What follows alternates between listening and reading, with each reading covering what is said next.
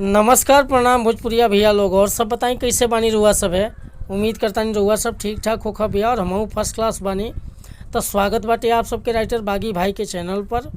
आज उपस्थित बानी रुआ सबके बीच में लेकर नवरात्र स्पेशल देवी गीत, जमन गीत मैहर वाली माई के ऊपर आधारित बाटे। और दिल से बताओ तनी भैया कि अगर नया म्यूजिक बनवा के बढ़िया ढंग से गायकी कर देता नहीं तो गाना 100% बच जाए भैया। तो चलिए देर ना करते हुए मैटर के शुरुआत कल जा कि कैसे गावे के बा, का एकर धुन बा, का लय बा।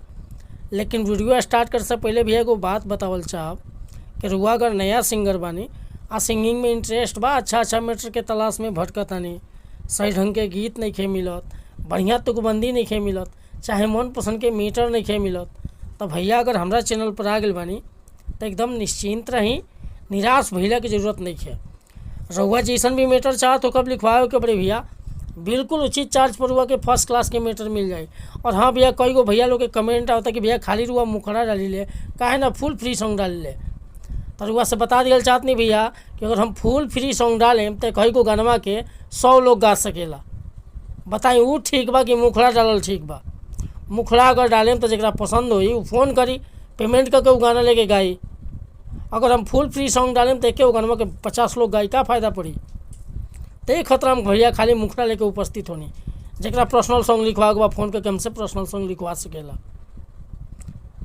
तो कहल चाह भैया कि अगर रुआ नया सिंगर बनी या बढ़िया मैटर लिखवाल चाहतनी तो भैया चार्ज लेनी, लेकिन मैटर में कोनो प्रकार के शिकायत ना मिले। कोनो प्रकार के मैटर होके, चाहे हिंदी में, चाहे भोजपुरी में, चाहे मगही, मतलब रुआ ट्रैक पर नया सॉन्ग कोनो भी प्रकार के मैटर लिखवा सकतनी। ठीक बाटे भैया। तो डिस्क्रिप्शन में हमारा नंबर बा, कोनो भी गाना लिखवाए खतरा कॉल या व्हाट्सअप कर सकीले। और हाँ, चैनल पर पहली बार आए तो चैनल के सब्सक्राइब कर ले, बेल आइकन प्रेस कर लें ताकि हर रोज़ रुआ के नया मैटर सुने के और देखे के गावे के मिल जाए भैया। आज के मैटर बाटे देखी कैसे गावे के बाटे। आरे भीड़ लागल बा मैहर नगरिया, जुटल सेवका हजार हो। कि भीड़ लागल बा मैहर नगरिया, जुटल सेवका हजार हो। आ स्वर्गनियन चमकत बा देख माता रानी के दरबार हो।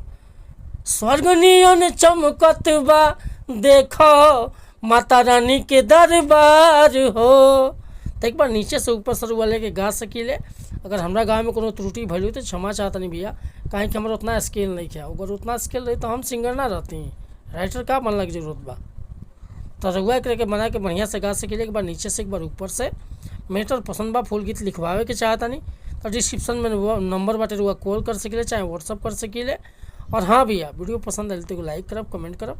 फिर से मिलते हैं अगला वीडियो में कुछ नया गाने के साथ, तब तक अनुमति चाहता नहीं। नमस्कार प्रणाम धन्यवाद भैया। और हाँ, एगो आजे के गाना हमारे सर्वेश सिंह के साथ है और शिल्पी राज के साथ एगो गाना आइल बाटे, सैया याद आवता बड़ा। जाके वो गाना सुन ली और अच्छा लगा तो प्यार से नहीं दी अपन। जय हिंद, जय भारत, जय भोजपुरी।